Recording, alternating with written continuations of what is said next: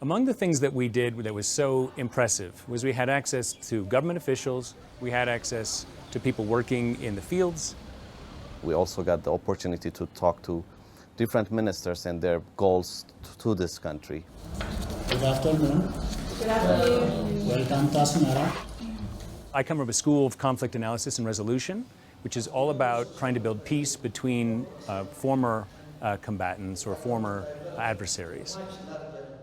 It's very rare for Americans to have any insight into what's happening here, and the insight that we have is usually passed through a lens which is largely distorted based on the history of conflict. This has been one of the most important and troubling conflicts in the world, and so we've been interested in it for a long time. Many people who know the conflict well warned me, you're going to love the people, but you're going to hate the government. But what I found is that the people in the government are not so easily separated, and that the people that we've met in the government are extremely gracious and welcoming and open, and have opened the country to us in a way that has allowed us to be very critical and to ask any question that we wanted to ask, and to explore in a way that is surprising. I'm a private sector person. My 20 years in the World Bank was preaching private sector.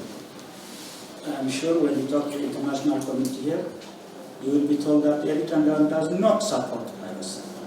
They scuttle them around. That's not true. Go back to our constitution, go back to the charter, go to the investment code, go to the macro policy document. It will show you that the private sector, in fact, is encouraged, conceptually.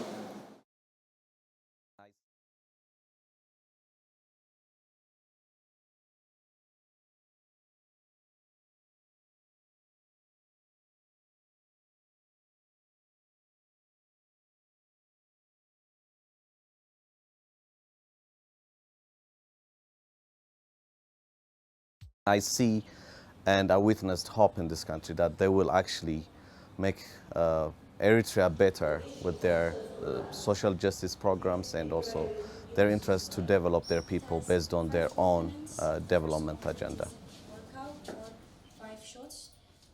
The last 20 years were not normal. So we have to do a lot of things that basically to cope with the time. As an economist, I may not like a lot of the policies from a pure economic point of view, but I also am a realist. I accept what government is doing because that is the choice that is available. We will make peace here with Ethiopia. The second thing is that we are 100% sure that the living conditions in Eritrea will be much better. Also, fight for us.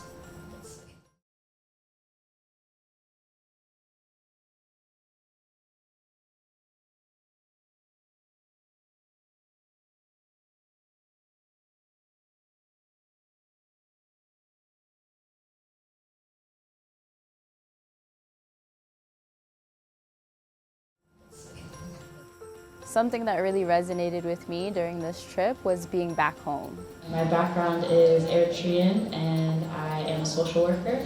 My interest is in social development and how the social programming is intertwined with many of these kind of ministries and departments. The last time I came to Eritrea, I was 7 years old. Being able to go back to Mandafara and be back to my roots and being able to share that experience with the group was something that truly touched me. On the trip to Mandafara, the whole community was there, and we got to meet the different leaders in the community and to see how despite the fact there are 9 different ethnic groups and many different religions, they're all getting along and cohabiting peacefully. The one place that I really loved and enjoyed was Mandafara. In particular, the hospital. I was really impressed with all of the improvements and things that they've been able to do. Dr. Solomon was very gracious in showing us the NICU, and just that everybody there was fantastic. So Mandafara by far was my most favorite memory. This are our young students.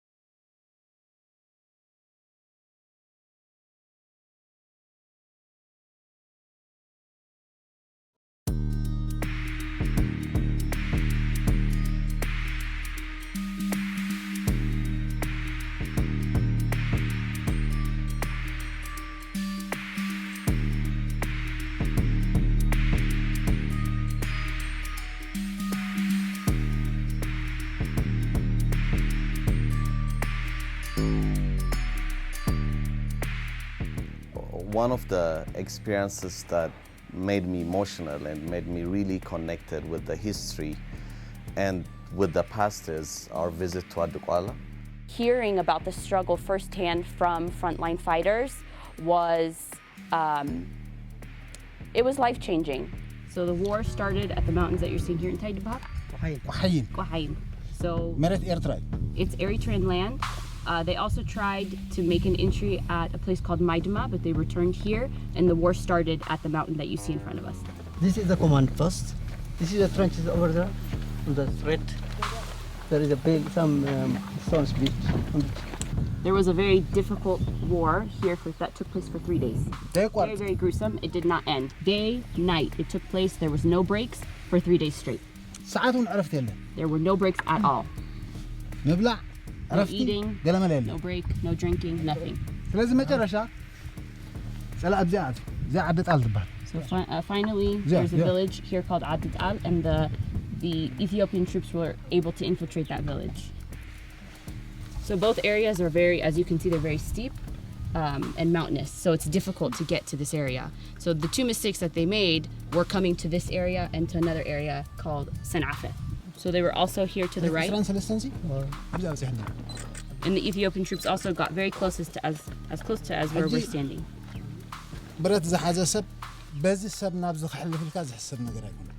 You can't think that someone that has artillery or guns would be able to pass through through this area. Standing on those hills and looking down and thinking about the lives lost, the sacrifices people have made living or striving, for their government agenda is something that has really touched me and also get me into thinking again about the importance of peace and how we can actually bridge peace into countries that are brothers. How have Eritreans in this region, have they been able to cope with the trauma of the battles?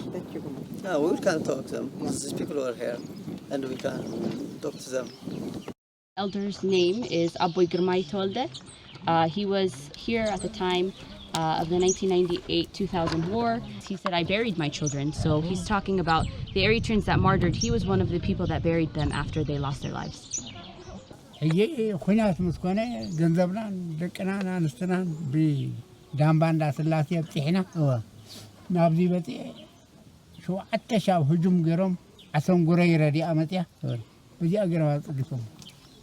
nobody told them to leave. It was when the battle started. They took their stuff to one area and then they came back to help the troops. So when the battle started, they'd have injured soldiers, they'd have soldiers that were martyred. This was one of the people, along with the rest of the community at that time, that helped to either help save the injured soldiers or bury the martyred soldiers. Being an Ethiopian and being in Eritrea has been a great experience that I will always think about and remember. The most important thing is we are two countries now, but brothers and sisters who have lost 20 years and many years of conflict, through conflict. I believe we, the younger generations, are the ones who can actually bridge the gap for the lost 20 years. And I hope things are going to be a great ones because of the peace agreement that we have now. And the only solution actually to bridge that gap and to bridge the gap between the people of Eritrea and Ethiopia is peace. And now we have the peace, and that is the greatest achievement that these two countries have achieved. How much land are we disputing here? Approximately 800 meters. And look how long we fought for this small piece of land. It's a loss.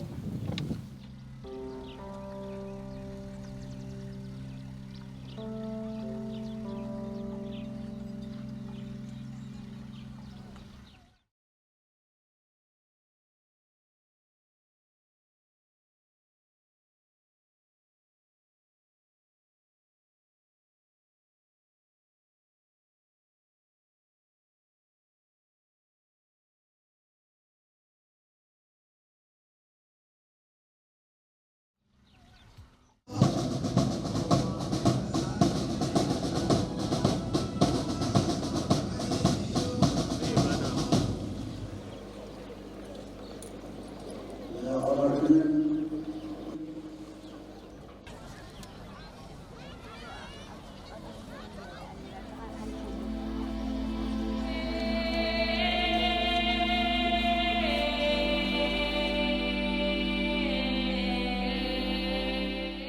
experience that I think I want to share is me getting to the martyr's graveyard and seeing an old woman, not so old, cry over the tomb of, it's a son or a daughter.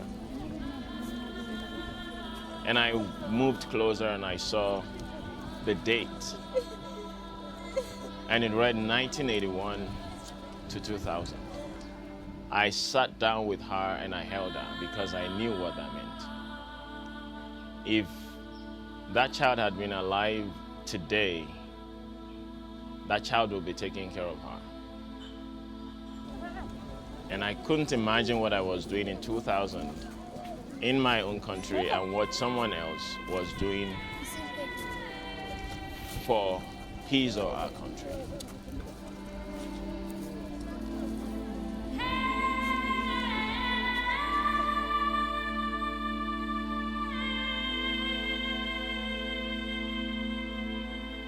The real sense of patriotism, the real sense of loyalty, the execution of I, myself,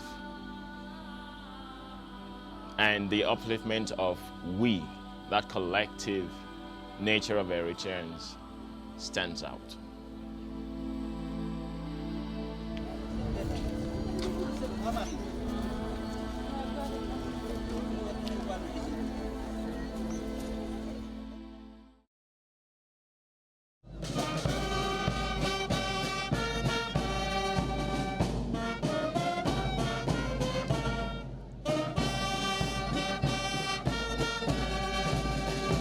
With the experience on the eve of Martyrs' Day is an experience that I will never forget.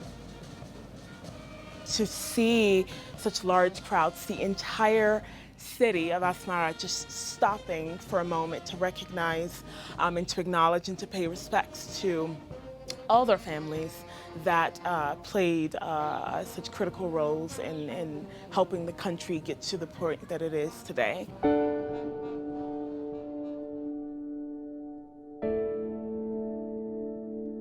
I was just blown away by that experience, to see so many out there singing the national anthem, really sharing with one another, and having little kids come to me to light their candles was such a precious moment.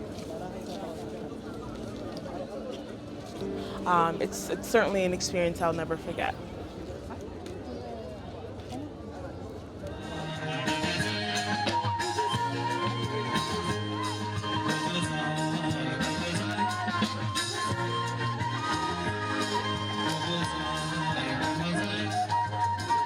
In many cities you travel to where you have, these large-scale events, it's clear that the event happened. You see the streets and there's trash, and there are little things here and there that show you that there are large crowds.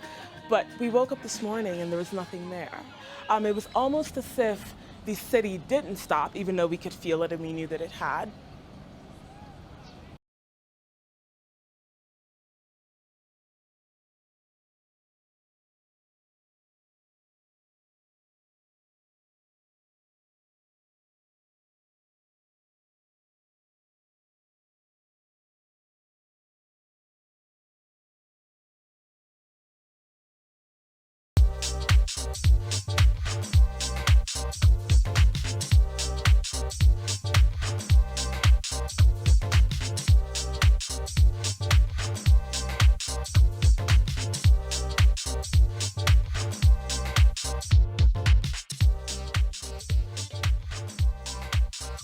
The highlight of my trip, which really to me signifies or integrates the history, the current situation and the future, was our trip to Massawa.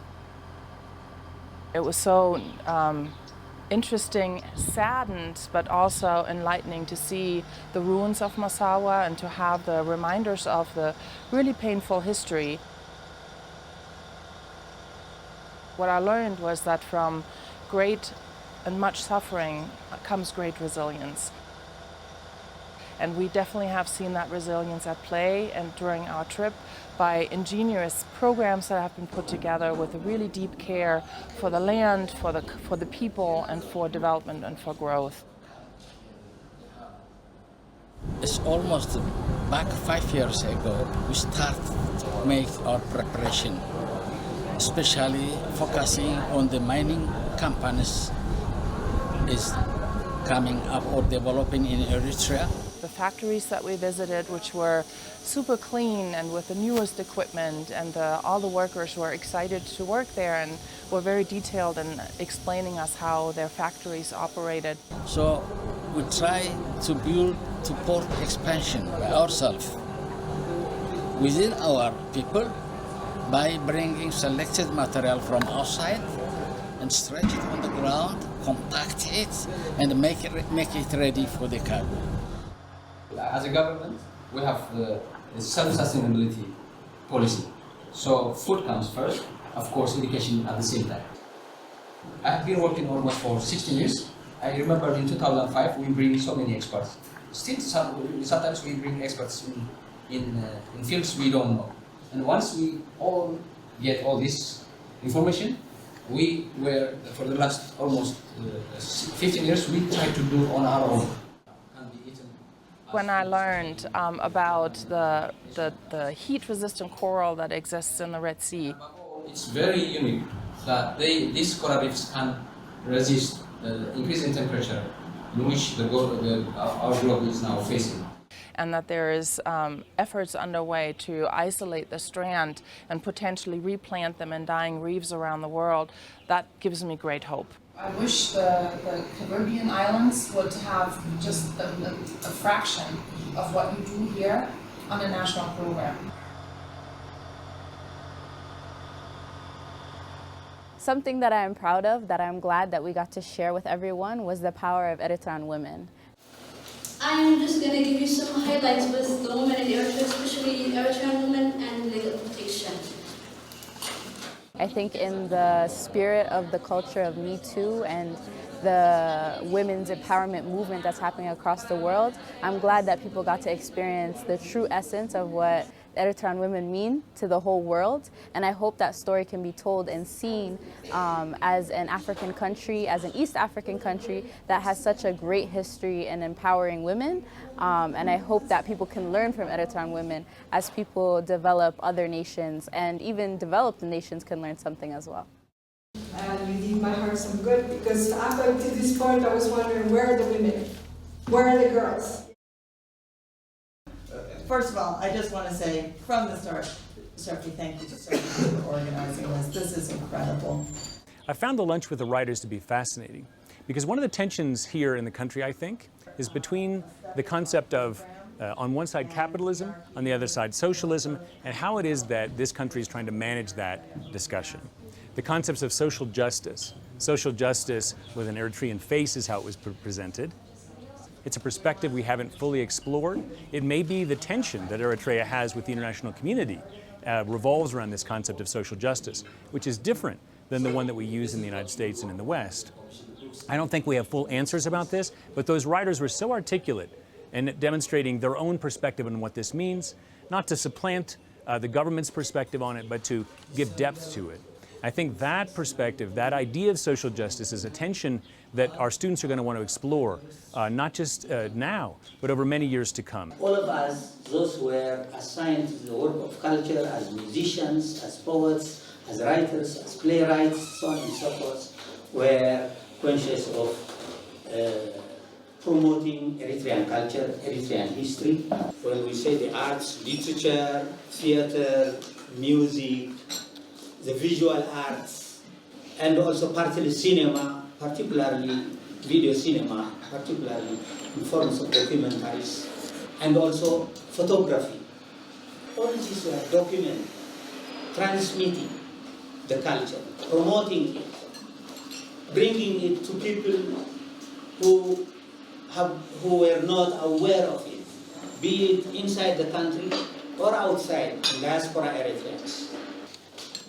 And also the mass media, which was led by the Eritrean radio for the masses.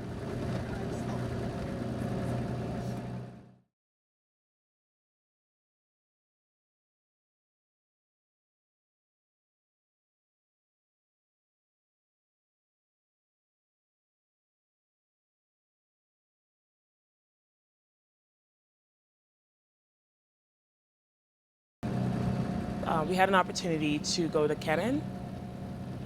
I think one of the most delightful parts of the experience was having the opportunity to sit and have an intimate conversation with two artists who were so critical during the time of the struggle. Khadija Adam and Tesfai Mahira, Tesfai Mahara Fahira.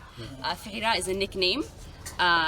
And they are two freedom fighters that were very active in the art world during the liberation struggle. Art was not art during the time the rebel forces were fighting for independence. It went hand in hand with the war. And if it was necessary, there were times that they left their roles as artists to fight on the front lines. Knowing what you're fighting for and knowing what you're fighting against can be very, very disheartening. And so they use the music to motivate them. They use the music to tell their story. And that's why the people like it so much, because it paints a picture. And it was even a resilience, it helped the fighters build resilience as well, because it was telling their story and it was taking their mind off of what they were at, the job that they were there to do.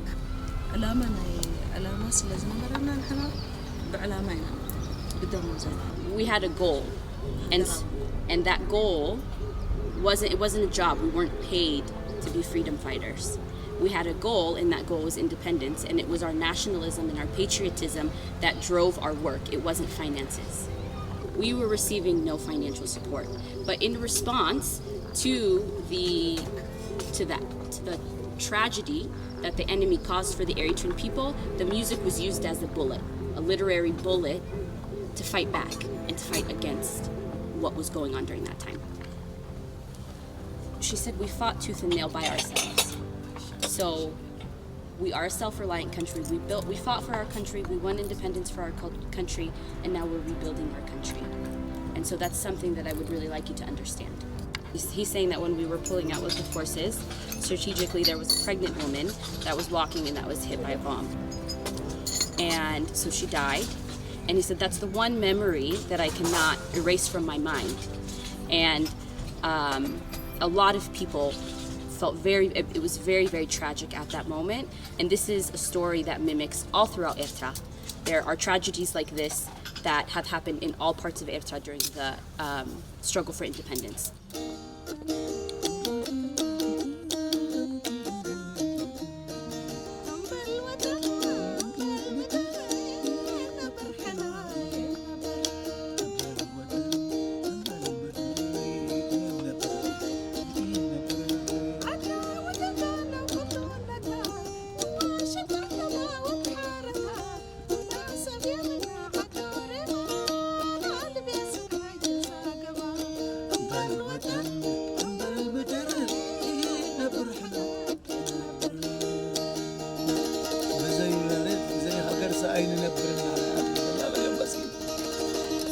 We can't live without a nation and we can't live without a land.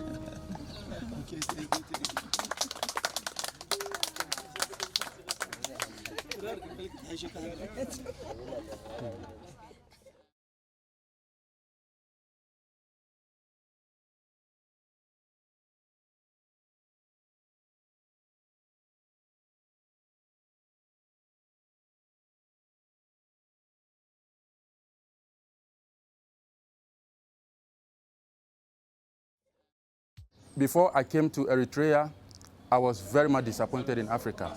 Now I'm now having some confidence in Africa. And it is all because of the hope that I see in Eritrea. And it is my prayer that peace will prevail in this country and Africa will rise again.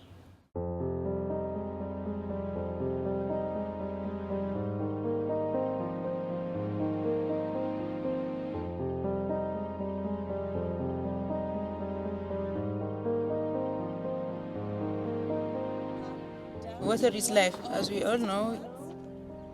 We got crops from water, we got trees from water, we got animals from water, everything is from water. So the main aim of this is if we conserve water, if we conserve the soil, everything in our land will be conserved. For example, this side, it will conserve water, the underground water. This is the whole family's duty. Father comes, mother comes, the children come, so everybody at the family have a great knowledge about this. So they contribute their whatever they can. They get up 5 a.m. So they leave all their household jobs. They just came here. They know that it's for their own use. So they had just group leaders. They come here voluntarily, without any payment, without any punishment. They just do it for their own land. That's it. We have to conserve water like this in order to have a sustained year for almost around all the year.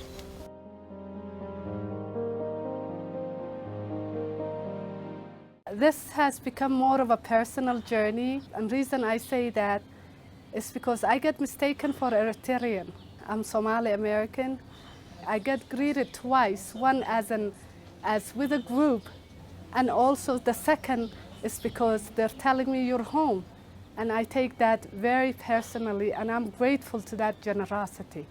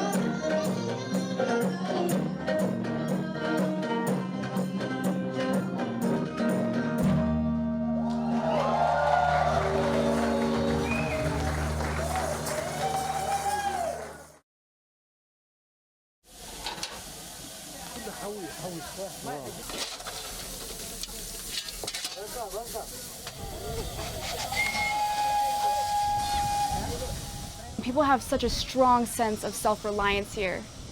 They just have such a high spirit about themselves and their culture. Them being able to share that with us has just been amazing.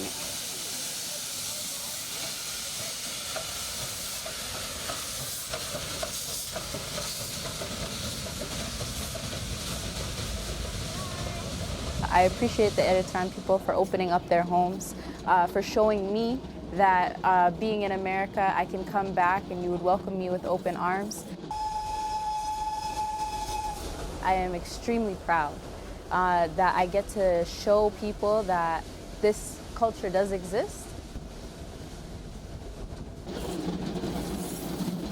I want to thank the Eritrean people for their hospitality, but beyond their hospitality, the way they have impacted me with that vigor, that verb, to evoke that can-do spirit in my own country.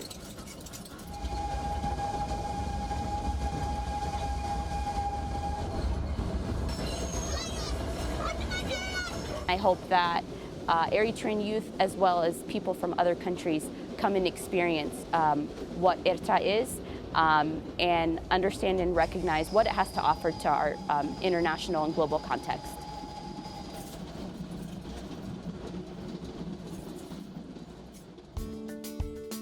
During this trip to Eritrea, I have felt very welcomed and taken care of. The people here are so inviting. I felt like I'd never had to worry about anything. When I'm leaving here on Saturday, we'll be with a sad heart because I fell in love with the people. And it will be with a hopeful heart because so many of the wonderful things that are in progress here right now can heal the world. And I am so grateful for the opportunity to have seen this and for all the people that have made it possible. So thank you from the bottom of my heart. The students have really seen the true Eritrea. They have gone through the usual journey, starting out with reading about Eritrea beforehand, being cautious, not sure about this place, then coming and seeing the incredible welcome that we have received, the generosity of the people, the true self-reliance, a completely different vision. We've been looking at development, and we've been looking at the gap in narrative between what is said and what the realities are on the ground. It is wonderful to be eyewitnesses to what is happening in Eritrea. Thanks so much, our hosts, for everything they did to make it possible. Yakinyele. Yakanele. Yakanele. Yakanele. Yakaneli. Yakaneli. Yakanele. Okay, Yakanele. Is that it?